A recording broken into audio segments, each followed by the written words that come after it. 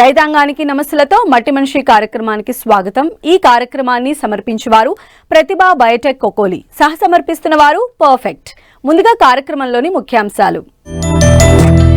అరుదైన చేప పిల్లలను ఉత్పత్తి చేస్తున్న యువకుడు, అనుబంధంగా సమీకృత వ్యవసాయం చేస్తున్న సాయినాథ్.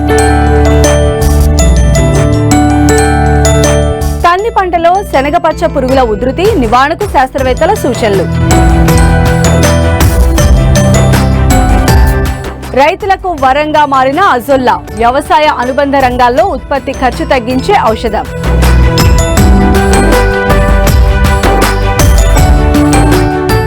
కళ కనాలంటే ధైర్యం కావాలి. కళ రూపం దాల్చాలంటే దాన్ని నిజం చేసుకునే నిబద్ధత ఉండాలి. ఎన్ని అవరోధాలు ఎదురైనా అధిగమించగలిగే ఆత్మవిశ్వాసం చూపాలి. ఏ కాలమైనా ఏ రంగమైనా సరే ఏదో చేయాలన్న తపని ఆ వ్యవస్థను ముందుకు తీసుకువెళుతుంది. ఇలా ముందుకు తీసుకుపోతున్న వాళ్లలో ఒకరు షణ్ముఖ సాయినాథ్. ఇంతకీ ఆయన ఎంచుకున్న రంగం ఏంటి, చేస్తున్న పని ఏంటో తెలియాలంటే ఈ స్టోరీ తప్పకుండా చూడాల్సిందే.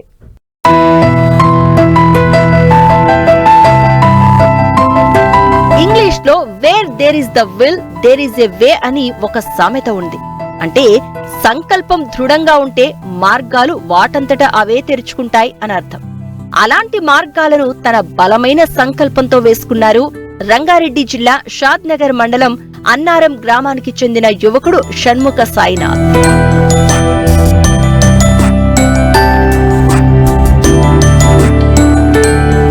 షణ్ముఖ సాయి చదివింది ఎంఎస్సీ మెరైన్ బయాలజీ. కొన్నాళ్ల పాటు నేషనల్ ఫిషరీస్ బోర్డులో ఉద్యోగం చేశారు. అయితే తను మత్స్యకార కుటుంబానికి చెందడం, ఇటు చదువు ఉద్యోగంలో ఉన్న అనుభవంతో సొంతంగా ఫామ్ పెట్టుకోవాలని, తనతో పాటు మరికొంతమందికి ఉపాధి కల్పించాలి అనుకున్నారు. ఇందుకోసం రంగారెడ్డి జిల్లా షాద్ నగర్ మండలం అన్నారం గ్రామంలో తన 10 ఎకరాల వ్యవసాయ భూమిలో కొరమేను చేపల పెంపకం, కొరమేను పిల్లల ఉత్పత్తి చేస్తున్నారు. ఇందుకోసం 3 పెద్ద పెద్ద చెరువులు తవ్వించారు. పిల్లల బ్రీడింగ్ కోసం చిన్న చిన్న గుంటలను తవ్వి కొరమేను పిల్లల ఉత్పత్తి చేస్తున్నారు. ఉత్పత్తైన పిల్లలను రేరింగ్ యూనిట్స్ లలో పెంచుతున్నారు. ఆ పిల్లను రైతులకు అమ్ముతూ అవి మార్కెట్ కు వచ్చే వరకు వారికి అందుబాటులో ఉంటూ సలహాలు సూచనలు ఇస్తున్నారు. అయితే ఇప్పుడు నేషనల్ ఫిషరీస్ బోర్డుతో అనుసంధానమై ప్రపంచంలో అంతరించిపోతున్న చేప జాతులు, అలంకరణ చేపల ఉత్పత్తిని చేపడుతున్నారు. మార్కెటింగ్ లో విపరీతమైన డిమాండ్ ఉన్న ఈ చేప జాతుల పట్ల పలువురికి శిక్షణ కూడా ఇస్తున్నారు. 10 ఎకరాల భూమిలో నేను చేపల హ్యాచరీ అనేది మొదలు పెట్టాను. ఫుడ్ ఇతర తినే చేపల రకాల్లో కూడా చేప పిల్లలను అనేది 6 రాష్ట్రాలకి సప్లై చేస్తూ హ్యాచరీ అనేది నడిపిస్తున్నానండి. ఇక్కడ ప్రధానంగా మనము కొరమేను హ్యాచరీ అనేది చేశాము. కాకపోతే ఇప్పుడు మనం ఉన్న తరంలో ఉన్న ఈ ప్రస్తుత పరిస్థితుల్లో కొరమేను అనేది చాలా ఎక్కువ మోతాదులో రైతులు పండించడం వల్ల దాని రేట్ అనేది ధర అనేది కొంచెం హెచ్చు తగ్గులు ఉన్నాయండి. సో దానివల్ల కొరమేను అనేది చాలా మందికి లాభదాయకమైంది, కొంతమందికి నష్టంగా అయిందండి. సో దాని కాకుండా మనకి కొరమేను అనే రకం కాకుండా మనకి ఇతర రకాలు అయిన హై వాల్యూడ్ ఫిష్లో మనము సింగి, చీతల్, మళ్ళీ ఇంకోటి మన సీవాజ్ అనేది బారాముండి అంటారు లేదా పండుగప్ప అంటారు. ఈ 3 రకాలు అయిన హై వాల్యూడ్ ఫిష్ని మనము రైతులకి ప్రోత్సాహకరంగా మనం ఉంటున్నామండి. వీటిని కూడా మనం పెంచుకున్నట్టయితే కొరమేను రకము అనేది కాకుండా మనకి ఇతర రకాల చేపలు కూడా మనకి పెంచి వాటి ధర మార్కెట్లో అమ్మే ధరకి మనకి లాభాలు వచ్చే అవకాశాలు ఉన్నాయి. కాబట్టి రైతులందరినీ నేను కొరమేను కాకుండా ఇతర చేపల్ని పై దృష్టి పెట్టాలని ప్రోత్సహిస్తూ ఉన్నానండి. దీనికి కాకుండా మనకి ఆర్నమెంటల్ ఫిష్ అనేది అక్వేరియం ఫిష్ లేదా మనకి గ్లాస్ ట్యాంక్స్లో పెట్టుకునే రంగు చేపలు అనే వాటిని కూడా నేను ప్రోత్సహిస్తున్నాను. 29 వెరైటీస్ అయిన వివిధ రకాల ఆర్నమెంటల్ ఫిష్ అనేది నేను పెట్టాను. వీటి బ్రీడింగ్తో పాటు వీటి యాజమాన్య పద్ధతులు, వీటి బ్రీడింగ్ అనేది నేను ట్రైనింగ్ రూపంలో అందిస్తున్నాను. ఇక్కడ చూస్తున్న ఫిష్ వచ్చేసి మనకి గప్పీస్ అంటారండి, గంబూజియా అని కూడా అంటారు. దీన్ని స్టేట్ డిపార్ట్మెంట్స్ కానీ వర్షాకాలంలో ఏదైతే కుంటల్లో మనకి వాటర్ అనేది నిలిచిపోతూ ఉంటుందో అక్కడే దోమపిల్లలు వచ్చే అవకాశం ఉంది. అవి మలేరియా కానీ ఇతర వ్యాధులు స్ప్రెడ్ చేసే అవకాశం ఉంది. కాబట్టి ఈ ఫిష్ని మనము కుంటల్లో కానీ ఇంటి దగ్గర ఎక్కడైనా పూల్స్లో కానీ వదులుకుంటే ఆ మస్కిటో లార్వే అనేది ఇది ఆహారంగా తీసుకొని మనకి మస్కిటోస్ అనేది ఇంట్లో వ్యాపించకుండా లేదా చుట్టుపక్కల వ్యాపించకుండా కంట్రోల్ చేస్తుందండి. దీన్ని గంబూజియా అనేసి అంటారండి. ఈ కోయి ఫిష్ అనేది ఉంటుందండి. ఈ కోయి అంటే ఆర్నమెంటల్ ఫిష్లో వేరే రకం ఉంటుంది, కాకపోతే ఇది ఫుడ్ ఫిష్ వెరైటీ అండి. దీని సీడ్ కూడా అవైలబుల్ ఉంటుంది. ఈ మార్కెట్లో హై వాల్యూ ఉంటుంది. ఇది వెరీ న్యూట్రిషియస్ కార్నివరస్ ఫిష్ అండి. ఇది వచ్చేసి మలేషియన్ బ్లాక్ గోల్డ్ ఫిష్ అంటారండి. ఇవి బ్రూడర్స్, తల్లి చేపలు, మేల్ ఫీమేల్ ఉంటాయి. సో ఇవి కూడా బ్రీడింగ్ కి వచ్చే అవకాశం ఉంది. వీటి పిల్లలు అనేది హై వాల్యూ ఫెడ్ చేస్తాయి ఆర్నమెంటల్ ఫిష్ ట్రేడ్ లో. సో ఇది ఎవరైనా యూత్ అనేది ఇంట్లో కనుక బ్రీడింగ్ యాక్టివిటీ కనుక చేసుకున్నట్టయితే వీటికి కూడా మంచి మార్కెట్ అనేది అవైలబుల్ ఉందండి. పఫర్ ఫిష్ అండి, గ్రీన్ పఫర్ అంటారు. ఇది బేసిక్ మనకి పఫ్ అయిపోయి ఇలా బాల్ లాగా అవుతుంది కాబట్టి దీన్ని పఫర్ ఫిష్ అంటారండి. సో ఇవి కూడా మనకి ఆర్నమెంటల్ ఫిష్ ట్రేడ్ లో చాలా హై వాల్యూడ్ కిందకి వస్తాయి. ఇది వచ్చేసి మనకి అక్వాటిక్ ప్లాంట్స్ అండి. ఈ ప్లాంట్స్ అనేవి మనకి చాలా ఇలా స్టెమ్స్ లాగా బంచెస్ లాగా కట్టేసి పెట్టుకున్నట్టయితే వీటిని టెర్రర్స్ మీద కానీ చిన్న థర్మోకోల్ బాక్సెస్లో లేదా కంటైనర్స్లో మనం కల్చర్ చేసుకున్నట్టయితే ఈ చిన్న బంచ్ వచ్చేసి మనకి 50 రూపీస్ నుంచి 150 రూపీస్ వరకు మనకు సేల్ చేసే అవకాశం ఉంటుంది. కాబట్టి ఇవి అక్వాటిక్ ప్లాంట్స్ కూడా మనము అక్వాకల్చర్ కింద కల్చర్ చేసుకోవడానికి అవకాశం ఉంటుంది. ఇది వచ్చేసి మనకి one of the most colourful కొరమీనో స్పీషీస్ కింద కన్సిడర్ అవుతుందండి. ఇది వచ్చేసి చనా బెలహరి అంటారు లేదా రెయిన్బో స్నేక్ హెడ్ ఫిష్ అంటారు. దీనికి ఆర్నమెంటల్ వాల్యూ చాలా హైగా ఉంది. సో మనం ఇది స్మాలెస్ట్ కొరమీను స్పీషీస్ లో కూడా కన్సిడర్ అయ్యి దీన్ని మనము బయట మార్కెట్లో దీని వచ్చేసి ప్రైస్ వచ్చేసి 150 రూపాయల నుంచి 350 రూపాయల వరకు దీని ధర పలుకుతుందండి ఒక్క ఫిష్ది. ఇది వచ్చేసి మనకి అస్సాం స్నేక్ హెడ్ అంటారు, చెనా గచ్వా అంటారు. ఇది కూడా వన్ ఆఫ్ ద స్మాలెస్ట్ కొరమీన్ స్పీషీసే. దీన్ని కూడా ఫుడ్ ఫిష్ కిందకి కన్సిడర్ చేయొచ్చు, ఆర్నమెంటల్ ఫిష్ కిందకి కూడా కన్సిడర్ చేయొచ్చు అండి. అస్సాం గచ్వా స్నేక్ హెడ్ అంటారు. దీన్ని కూడా ఆర్నమెంటల్ ఫిష్ వాల్యూ ప్రకారం అయితే ఇది 200 రూపీస్ నుంచి 300 రూపీస్ సింగిల్ ఫిష్గా అమ్మబడుతుంది ఆర్నమెంటల్ ట్రేడ్లో. ఇది వచ్చేసి మనకి చెనా మొరూలియస్ అంటారు లేదా జైంట్ స్నేక్ హెడ్ అంటారండి. ఇది బేసిక్గా రిజర్వాయర్స్లో ఎక్కువ మనకి దొరికే అవకాశం ఉంది. మార్కెట్లో వచ్చేసి దీని పూమరల్ అనే అవకాశం ఉంది. సో వీటి సీడ్ అనేది కూడా మనం డెవలప్ చేయడం అనేది జరుగుతుందండి. ఇది వచ్చేసి ఈ చేపలు ఇప్పుడు ఫింగర్లింగ్ స్టేజ్లో ఉన్నాయి. పెద్దగా అయ్యేసరికి మనకి 10 నెలల్లో 2.5 కేజీల నుంచి 5 కిలోల నుంచి పెరిగే అవకాశం ఉంటుంది మార్కెట్ వాల్యూ పరంగా. జనరల్గా ఈ చేపల్ని కనుక రిజర్వాయర్స్లో చూస్తే కనుక మనకి 9 నుంచి 15 కిలోల వరకు పెరిగే అవకాశం కూడా ఉంటుంది. ఇది వచ్చేసి మనకి మలేషియన్ గోల్డ్ ఫిష్ అంటారండి, ఒరండా గోల్డ్స్ అంటారు లేదా జైంట్ ఒరండా గోల్డ్ ఫిష్ అంటారు. ఈ బ్రూడర్స్ అనేవి తల్లి చేపలండి. బేసిక్గా ఈ మాప్ చూస్తుంది అయితే దాంట్లో ఎగ్స్ లేజ్ చేసే అవకాశం ఉంటుంది. సో ఇవి కనీసం ఎంత కాదనుకున్నా ఒక 500 నుంచి 1000 పిల్లలు పెట్టే అవకాశం ఉంటుంది. వీటి ధర మార్కెట్లో వచ్చేసి 3000 నుంచి 6500 వరకు ధర పలికే అవకాశం ఉంది. కాబట్టి దీని బ్రీడింగ్ కూడా మనం ఎంకరేజ్ చేస్తున్నాము అండ్ ఇక్కడ కూడా ప్రయత్నాలు చేస్తున్నామండి. ఇవి వచ్చేసి మనకి అక్వాటిక్ ప్లాంట్స్లో వెరైటీస్ అండి. ఇవన్నీ వెరైటీస్ మనకి అవైలబుల్ ఉంటాయి. సో వీటిని మనం కల్చర్ చేసేసి అంటే వాటిని రెప్లికేట్ చేసి ఇలా చిన్న చిన్న పాట్స్లో పెట్టి మార్కెట్కి అనేది సేల్ చేస్తూ ఉంటాము. సో ఈచ్ పాట్లో వచ్చేసి 5 to 7 స్టెమ్స్ ఉంటాయి. ఈచ్ పాట్ వచ్చేసి మనకి ఎంత కాదనుకున్నా 100 రూపీస్ నుంచి 150 రూపాయలకి మార్కెట్లో అమ్ముడుపోతుంది. ఇవి వచ్చేసి చిన్న పిల్లలు చూస్తున్నారు కదా, ఇవి మన కొరమీను పిల్లలండి. ఇది వచ్చేసి బురదమట్ట పిల్లలు అంటారు. సో ఈ బురదమట్ట పిల్లల్ని ఈ ప్లాంట్స్ మధ్యలో పెంచుకున్నట్టయితే మంచిగా బలంగా పెరుగుతాయన్న ఉద్దేశంతో పిల్లల్ని ఇందులో పెట్టాము. మనకి ఇంకొక వెరైటీ అనేది ఫుడ్ ఫిష్లోనే కొరమీను స్పీషీస్లోనే ఇది వచ్చేసి చెనా పంక్టాటస్ అంటారండి. చెనా పంక్టాటస్ అంటారు లేదా బురదమట్ట అంటారు. ఈ కొరమీను అనేది మనకి 50 గ్రాముల నుంచి 100 గ్రాముల వరకే పెరిగే అవకాశం ఉంటుంది. దీని పిల్ల కూడా మనకి అవైలబుల్ ఉంటుంది. కాకపోతే దీని మార్కెట్ వాల్యూ అనేది చాలా హై ఉంటుందండి. ఎందుకంటే అవైలబిలిటీ అనేది చాలా తక్కువ ఉండడం వల్ల మార్కెట్ వాల్యూ అవైలబిలిటీ అనేది హై ఉంటుంది. మార్కెట్లో వచ్చేసి 250 నుంచి 300 రూపాయల వరకు దీని ధర పలికే అవకాశం ఉంటుంది పర్ కేజీ. మనకి యూనిక్ ఫిషెస్ ఆఫ్ ఇండియాలో ఇది మీరు చూడబోయే రకం డానియోనెల్లా పైరపస్ అంటారండి. ఇది one of the world smallest fish species అండి. మీరు చూస్తున్నది చిన్న చేప పిల్లలు కాదు, అడల్ట్ సైజ్ అవే. సో ఇది వరల్డ్ స్మాలెస్ట్ ఫిష్ కింద కన్సిడర్ అవుతుంది and one of the rarest fish అండి. ఎందుకు రేరెస్ట్ ఫిష్ అంటున్నానంటే ఇప్పుడు ఉన్న మనకి వాతావరణ ప్రకారం వీటికి అంతరించిపోయే జాతి కిందికి వచ్చేస్తున్నాయి. సో ఇవి మళ్ళీ ఇంకో కొద్ది రోజుల తర్వాత కొద్ది సంవత్సరాల తర్వాత కనుమరుగయ్యే అవకాశం ఉంది. కాబట్టి ఇక్కడ అవగాహన కోసం మన రివర్స్ని ప్రొటెక్షన్ చేసుకోవడం కోసం నేను ఇది అనేది డిస్ప్లేకి ఉంచాను. ఇది వరల్డ్ స్మాలెస్ట్ ఫిష్ డానియోనెల్లా పైరపస్ అంటారు వీటిని. వాటి శరీరం గ్లాస్ లాగా ఉంటుంది and you can see all the organs, అంటే వాటి శరీర భాగాలు స్పష్టంగా కనిపిస్తాయండి చూస్తే కనుక. ఈ ట్యాంక్లో వచ్చేసి మనకి స్పాటెడ్ మురే ఈల్స్ ఉన్నాయండి. Spotted moray eels are one of the catadromous fish సముద్రం నుంచి రివర్స్కి వచ్చేసి అక్కడ గుడ్లు పెట్టడం అనేది జరుగుతుంది. ఎప్పుడైతే సముద్రం నుంచి మనకి రివర్స్లోకి వస్తుందో దీన్ని పట్టుకొని కన్జంప్షన్ ఫుడ్ ఫిష్ కింద కన్సిడర్ చేసి కన్జంప్షన్కి కూడా వాడుతూ ఉంటారు. కాకపోతే మనం ఇక్కడ ఆర్నమెంటల్ వాల్యూ కిందకి మనం ఇది చూసాము. One of the most beautiful striking coloured spotted moray eels అండి మనకి. ఇక్కడ మనకు చూసేది మళ్ళీ ఇంకొక యూనిక్ ఫిష్ అండి. దీన్ని పైప్ ఫిష్ అంటారు. సిగ్నాథిడే ఫ్యామిలీ కిందకి వస్తుంది. ఫ్రెష్ వాటర్ పైప్ ఫిషెస్ అంటారు. జనరల్గా మనకి పైప్ ఫిషెస్ కానీ సముద్రంలో ఉంటాయి, కాకపోతే ఇది ఒకటి ఫ్రెష్ వాటర్ రకం అనమాట. సో దీంట్లో మనకి ఏంటంటే ఇది దోమ పిల్లల్ని అనేది బాగా కన్జ్యూమ్ చేస్తుంది, లేదా డాఫ్నియా మొయినా అనేది కన్జ్యూమ్ చేస్తుంది. ఇది యునీక్ బాడీ కలిగిందండి, థ్రెడ్ లాగా కనిపిస్తుంది. But it is one of the most unique fishes in the world అంటారు. So this is also one of the unique and rare fish that is available with us. మారుతున్న కాలానుగుణంగా శాస్త్రీయబద్ధంగా చేపల ఉత్పత్తి చేస్తూనే అనుబంధ రంగాలను ఎన్నుకుని సమీకృత వ్యవసాయాన్ని చేస్తున్నారు సాయినాథ్. దేశీ వరి రకాల సాగుతో పాటు పండ్ల తోటలు, కూరగాయలు సాగు చేస్తూనే నాటుకోళ్లు, బాతులు, దేశీ ఆవులు, మేకల పెంపకం చేపడుతున్నారు.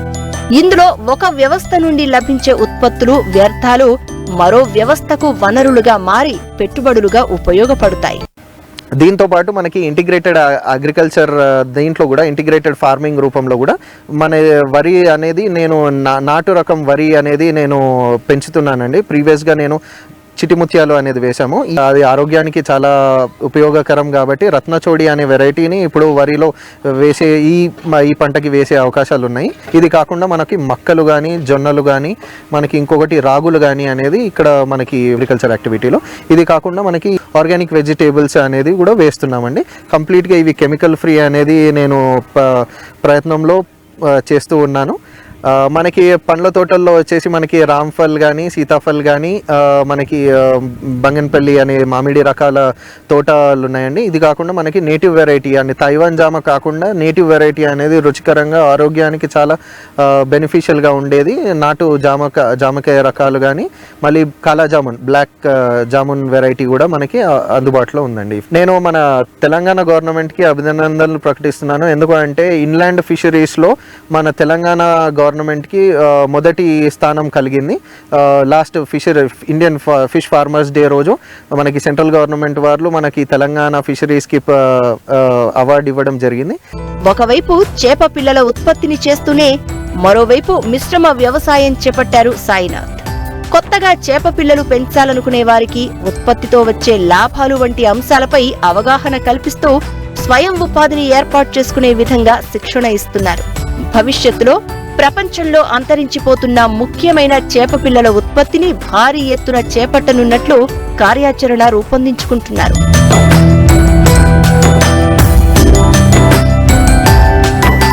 మట్టి మనిషి కార్యక్రమంలో చిన్న విరామం.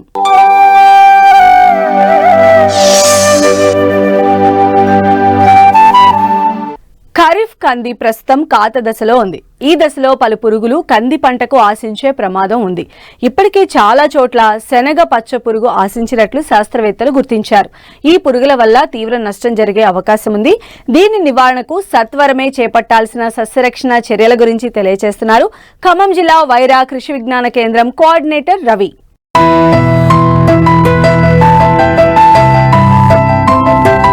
అపరాలలో ముఖ్యమైన పంట కంది. తెలుగు రాష్ట్రాల్లో అధిక విస్తీర్ణంలో సాగు చేస్తున్నారు రైతులు. ముఖ్యంగా కందిని ఏక పంటగానే కాక అంతర పంటగానూ సాగు చేశారు. వివిధ ప్రాంతాల్లో ప్రస్తుతం పూత, కాత దశలో ఉంది. ఈ దశలో శనగపచ్చ పురుగు ఆశించి తీవ్రంగా నష్టపరుస్తోంది. తొలి దశలో నివారించగలిగితే మంచి దిగుబడులు పొందవచ్చు. శనగపచ్చ పురుగు ఆశించినట్లు గుర్తిస్తే రైతులు చేపట్టాల్సిన సమగ్ర సస్యరక్షణ చర్యల గురించి తెలియజేస్తున్నారు ఖమ్మం జిల్లా వైరా కృషి విజ్ఞాన కేంద్రం శాస్త్రవేత్త రవి. ప్రస్తుతం మనం కందిని చూసుకున్నట్లయితే చాలా వరకు కూడా రైతులు అందరూ కూడా మనకు ప్రస్తుతం పూత కాత దశలో కూడా మనకు రావడం అనేది చూసుకోవడం జరుగుతుంది. అయితే చాలా వరకు ఈ పూత కాత దశలో మనం వచ్చేసరికి రైతులు ఎదుర్కొనే ప్రధానమైన సమస్యలలో మనకు ఈ శనగపచ్చ పురుగు అనేది కూడా చాలా వరకు కూడా మనం అన్ని చోట్ల కూడా గమనించడం జరుగుతుంది. సో ఒక్కసారి కనుక దీన్ని మనం చూసుకున్నట్లయితే ఈ పురుగు వచ్చేసి కూడా ముఖ్యంగా మనకు లేత కొమ్మలపైన, అదేవిధంగా పువ్వు మొగ్గలపైన, అదేవిధంగా పిందెలపైన కూడా మనకు అంటే పసుపు రంగులో ఉన్న గుడ్లను విడివిడిగా పెట్టడం జరుగుతుంది. ఎప్పుడైతే ఈ గుడ్ల నుంచి వెలువడిన చిన్న లద్దె పురుగులు కూడా తొలుత మనకు పువ్వు మొగ్గలోనికి విచ్చుకొని వెళ్ళి గోకి తీయడం స్టార్ట్ చేస్తుంది. తర్వాత దశలో మనకు లోపలికి ఆ మొగ్గలను కూడా చీల్చుకొని తర్వాత దశలో ఎప్పుడైతే కాయ మనకు ఏర్పడినప్పుడు ఆ కాయలోకి మొత్తం తలను కూడా మొత్తం కూడా చొచ్చి తర్వాత శరీరాన్ని కూడా మనం బయట కూడా ఉంచడం జరుగుతుంది. ఆ విధంగా అందులో వండుకుంటూ కూడా మొత్తం కాయ లోపల ఉన్న గింజలు కూడా మొత్తం తీయడం చేసి ఆ కాయను కూడా మొత్తం కూడా మనకు నష్టాన్ని చేసి దాన్ని డొల్లగా చేయడం చేస్తుంది. సో దీని ద్వారా ఏమవుతుందంటే చాలా వరకు కూడా మనకు కాయలో ఉన్న గింజలు కూడా మొత్తం నష్టం అయిపోయి రైతుకు కూడా మనకు ఎలాంటి దిగుబడి కూడా వచ్చే అవకాశం కూడా ఉండదు. ఆశించిన కాయలు కూడా మనకు ముఖ్యంగా మనకు గుండ్రటి రంధ్రాలు ఎందుకు చేస్తుందంటే ముఖ్యంగా ఆ రంధ్రాల ద్వారానే మనకు ఆ శరీరాన్ని బయట పెట్టేసి లోపల తల పెట్టేసి కూడా దాని లోపల డ్యామేజ్ చేస్తుంది. కాబట్టి ఆ విధంగా మనకు దాని యొక్క సిమ్టమ్స్ కూడా చూసుకోవచ్చు అన్నమాట. అదేవిధంగా ఈ పురుగు యొక్క ఆర్థిక నష్టపరిణ స్థాయి తెలుసుకోవడానికి ముఖ్యంగా మన ఎకరానికి 4 లింగాకర్ష బుట్టలు కూడా పెట్టుకోవడం చేయాలి.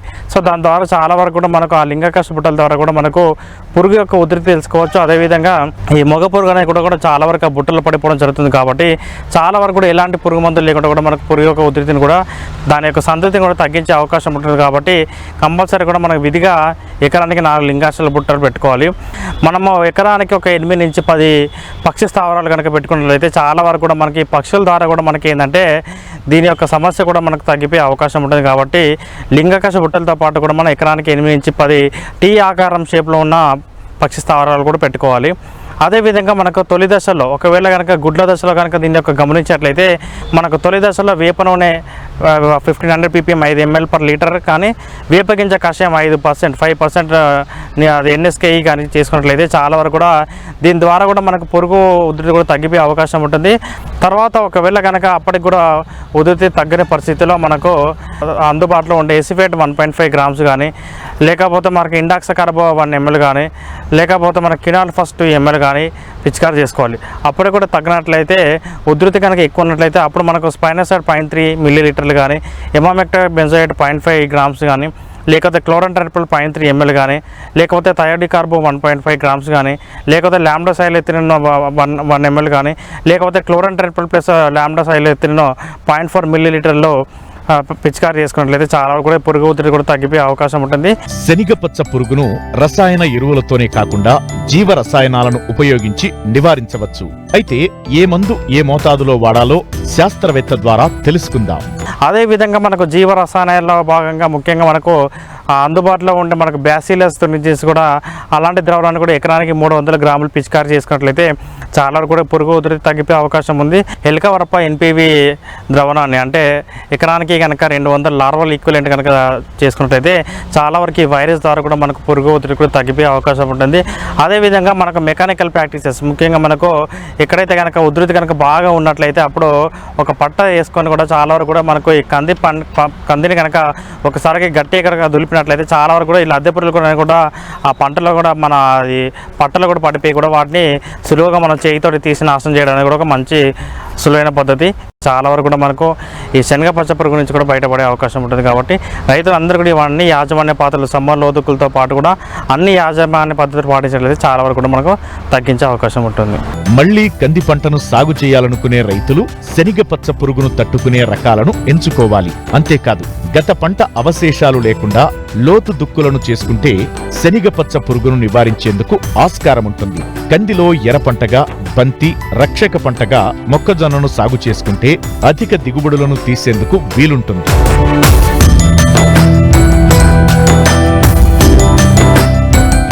పండించిన పంటలకు సరైన గిట్టుబాటు ధర రాక రైతులు తీవ్ర ఇబ్బందులు ఎదుర్కొంటున్నారు. సాగులో ఉత్పత్తి ఖర్చులు ఏటికాయేడు పెరుగుతూ ఉండటం, ఆదాయ మార్గాలు అదే స్థాయిలో తగ్గుతున్నాయి. ఇలాంటి పరిస్థితులు ఉన్న నేపథ్యంలో వ్యవసాయ అనుబంధ రంగాల్లో ఉత్పత్తి ఖర్చులను తగ్గించి అధిక దిగుబడులు వచ్చేలా చేస్తూ రైతులకు అండగా నిలుస్తోంది అజొల్లా. మరి ముఖ్యంగా వరి సాగులో కీలక పాత్ర పోషించడంతో పాటు పాడి రైతులు, ఇతర జీవాలు పెంచే రైతులకు వాటికి అవసరమైన మేత, దాణా ఖర్చులను తగ్గిస్తూ మంచి లాభాలు కలిగిస్తోంది. అయితే దీని ప్రయోజనాలేంటి, ఎలా తయారు చేసుకోవచ్చో తెలియజేస్తున్నారు ఘంటసాల కృషి విజ్ఞాన కేంద్రం శాస్త్రవేత్త డాక్టర్ వెంకటలక్ష్మి.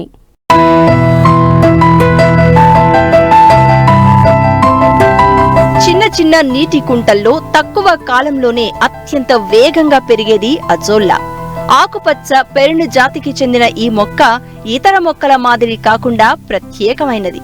ఇది పెరగడానికి నేల అవసరం లేకుండా నీటిపైనే పెరుగుతుంది. అన్ని మొక్కల్లా కాకుండా దానికి అవసరమైన నత్రజని ఎరువులను వాతావరణం నుండి నేరుగా పొందగలదు. అంతేకాదు పంటల్లో అధిక దిగుబడిని పెంచడం, మేత, దాణా కొరతను తీర్చడంలో కీలక పాత్ర పోషిస్తుంది. ఇప్పటికే దీని వాడకం విరివిగా ఉన్నా ఇంకా చాలా మంది రైతులకు దీనిపై సరైన అవగాహన లేదు. అలాంటి ఈ అజొల్లాను రైతు స్థాయిలో ఏ విధంగా పెంచుకోవచ్చు, దాని ఉపయోగాలేంటో సవివరంగా తెలియజేస్తున్నారు కృష్ణా జిల్లా ఘంటసాల కృషి విజ్ఞాన కేంద్రం శాస్త్రవేత్త డాక్టర్ వెంకటలక్ష్మి. ముందుగా ఏంటంటే ఈ అజొల్లా అన్నది ఏంటంటే ఫెర్న్ జాతికి చెందిందనమాట. మెయిన్గా ఈ అజొల్లాలో మనకి అనబినా అజొల్లా సైనోబాక్టీరియా అనేది ఉంటుందన్నమాట. ఇదేంటంటే మనకి వరి పొలంలో ఏంటంటే నత్రజని ఇవ్వడం జరుగుతుందన్నమాట. మనకి మామూలుగా వరి పొలంలో యూరియా అలాంటివి వేస్తారు కదా, మనకి ఈ అజొల్లా కూడా మనకి వేస్తే ఏంటంటే మనకి 10 నుంచి 20% నత్రజని అన్నది తగ్గించుకోవడం జరుగుతుంది అనమాట. అంటే ఇది ఒక జీవన ఎరువు అనమాట. ఈ మెయిన్గా ఏంటంటే ఇటు రైతులు వరి పొలంలోనే కాకుండా నెక్స్ట్ పశుగ్రాస కింద కూడా దీన్ని వాడడం జరుగుతుంది అనమాట. ఇప్పుడు మామూలుగా పొలాల్లో ఎట్లా కెమికల్ ఫర్టిలైజర్స్ కాకుండా ఆర్గానిక్ ఫార్మింగ్ చేయాలి అన్నట్టు, అట్లాగే ఏంటంటే పశువులు పెంచే వాళ్ళని, కోళ్ళు, నెక్స్ట్ ఆవులు, గేదెలు పెంచే వాళ్ళకి కూడా ఏంటంటే ఒక ఆర్గానిక్ ఫీడ్ లాగా ఈ అజొల్లా అన్నది ఉపయోగపడుతుంది అనమాట. మెయిన్గా ఏంటంటే ఈ అజొల్లాలో కూడా ఏంటంటే మనకి ఎక్కువగా కెరోటిన్ పదార్థం అన్నది, బి వైటమిన్ అన్నది ఎక్కువ ఉండడము, అట్లాగే ఈ లిగ్నిన్ శాతం అనేది తక్కువ ఉంటుంది అనమాట ఈ అజొల్లా. అలా ఉండడం వల్ల ఏంటంటే అటు జీర్ణాశయం ఏంటంటే త్వరగా తినడం, త్వరగా అరుగుదల శక్తి ఈజీగా ఉంటుంది అనమాట. అందుకని ఆర్గానిక్ ఫీడ్గా కూడా చాలా మంది రైతులు దీన్ని ప్రిఫర్ చేస్తున్నారు అనమాట. జస్ట్ మనకు కావాల్సింది ఏంటంటే దానికి కావాల్సినవి పశువుల పేడ ఒకటి, నెక్స్ట్ సింగిల్ సూపర్ ఫాస్ఫేట్ ఒకటి, నెక్స్ట్ కొంచెం కరెక్ట్గా ఒక తొట్టు లాంటివి తయారు చేసుకొని కొంచెం ఒక నీళ్ళు కూడా ఎక్కువ పెట్టనవసరం లేదన్నమాట. తక్కువ శాతం పెట్టుకుంటే కరెక్ట్ ప్రొసీజర్ కనుక ఫాలో అయితే మనకి ఒక వారం రోజుల్లో ఈ అజొల్లా అన్నది ఎలా తయారవుతుంది ఈజీగా వచ్చేస్తుంది అనమాట. ముందుగా ఏంటంటే మనం ఒక తొట్టిని అన్నది ప్రిపేర్ చేసుకోవాలి. ఒక 2.5 మీటర్లు పొడవు, నెక్స్ట్ 1.5 మీటర్లు వెడల్పు అన్న తొట్టిని తయారు చేసుకోవాలి. ఒక 10 సెంటీమీటర్లు హైట్ పెట్టుకోవాలన్నమాట.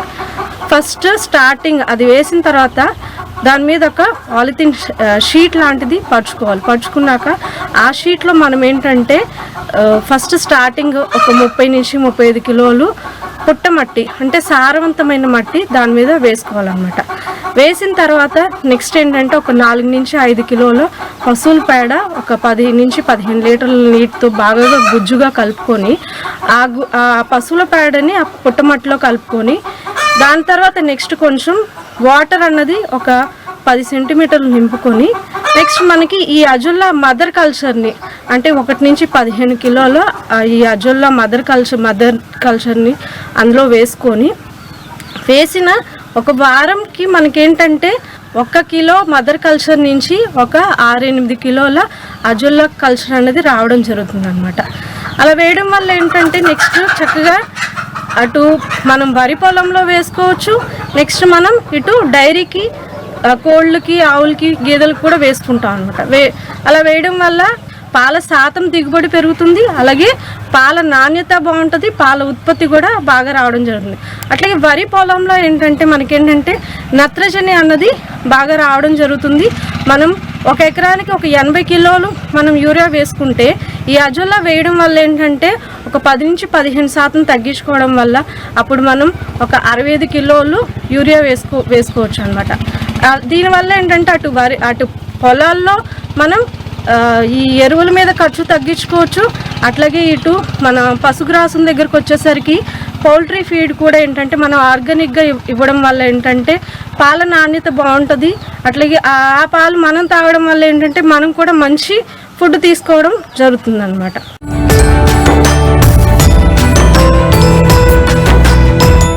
మరిన్ని ఆసక్తికరమైన విశేషాలతో ప్రతిభా బయోటెక్ కోకోలి సమర్పించు మరియు సమర్పిస్తున్న వారు పర్ఫెక్ట్ మట్టి మనిషి కార్యక్రమంలో మళ్ళీ కలుసుకుందాం. అంతవరకు సెలవు, నమస్కారం.